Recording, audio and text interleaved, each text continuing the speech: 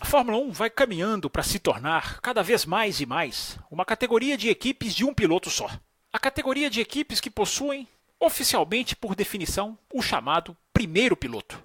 Seja por contrato, seja por preferências internas, ou seja até mesmo pelo desenho que a dança das cadeiras vai colocando à frente da Fórmula 1.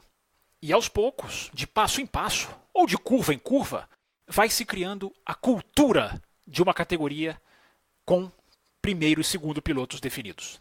E é exatamente esse o tema do Café Expresso de hoje. Nós temos alguns exemplos que valem a pena ser citados aqui.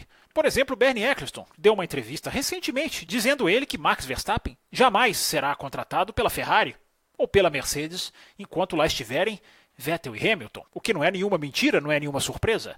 O próprio Christian Horner, quando foi falar sobre a saída de Ricardo da Red Bull, disse que na opinião dele foi por causa de Max Verstappen, que Ricardo estaria incomodado com Max Verstappen e queria uma equipe trabalhando mais para ele próprio.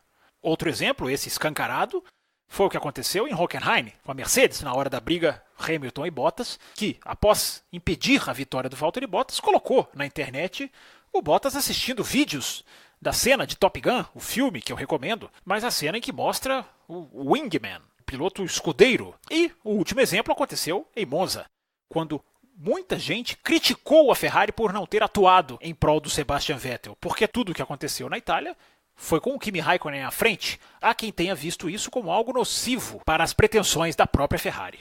Então o que tudo isso nos leva a pensar? Não só estão cada vez mais comuns as equipes guiarem para um piloto só, como está se criando uma cultura disso. O que é pior ainda, porque é algo fundamental que seja combatido esse tipo de prática no automobilismo. Não há nada mais saudável para uma corrida de carros do que ver dois pilotos da mesma equipe brigando entre si, disputando, no melhor sentido da palavra, um campeonato ou uma curva que seja, o que é ainda melhor, como aconteceu no Azerbaijão, entre Ricardo e Verstappen antes do acidente, que eu até escrevi lá no blog alemdavelocidade.blogspot.com, na época, que infelizmente o que fica marcado é o acidente, só que as outras 39 voltas são o que merecem ser lembradas.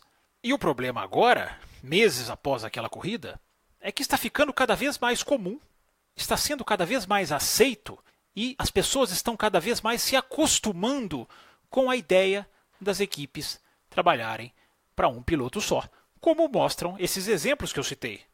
Mas com a aceitação, com a conivência de imprensa e, por consequência, público.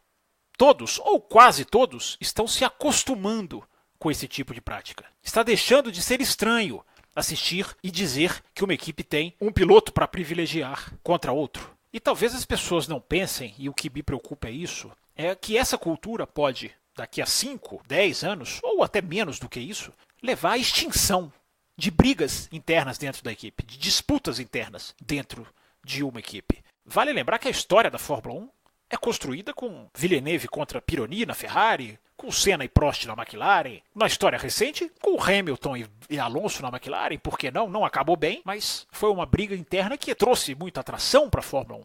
Ora, é preciso se lembrar que equipes de Fórmula 1 não são escritórios de contabilidade, não são lojas de produtos de que quer que seja. Equipes de Fórmula 1 são equipes de competição, são organizações esportivas. Competição interna dentro de equipe de Fórmula 1, claro que há sempre um limite, claro que tem que ser feita de maneira responsável, claro que tem que ser feita na base do talento, de ganhar na pista e de haver respeito entre os dois pilotos, mas são coisas que fazem parte, como eu citei, da história do automobilismo.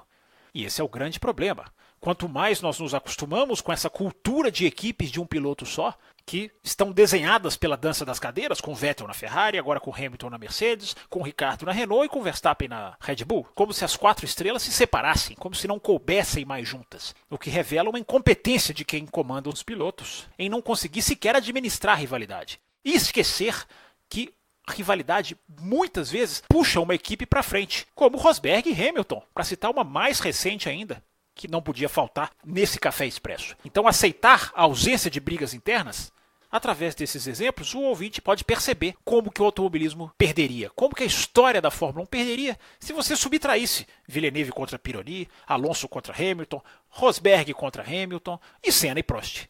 Já pensou se essas brigas, já pensou se as equipes lá atrás pensassem com essa mentalidade tão pequena que as equipes de hoje raciocinam, de achar que é normal correr para um piloto só. E quando esse pensamento se estende para a imprensa, acaba virando uma coisa quase que oficial.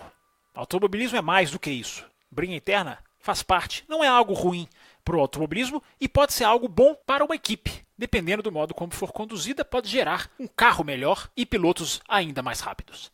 Portanto, caro ouvinte, é importante que nós não nos rendamos a isso, não abaixemos a cabeça para isso, sob pena de nós nunca mais assistirmos de novo brigas internas entre companheiros de equipe. O perigo existe. Fábio Campos, para o Café Expresso.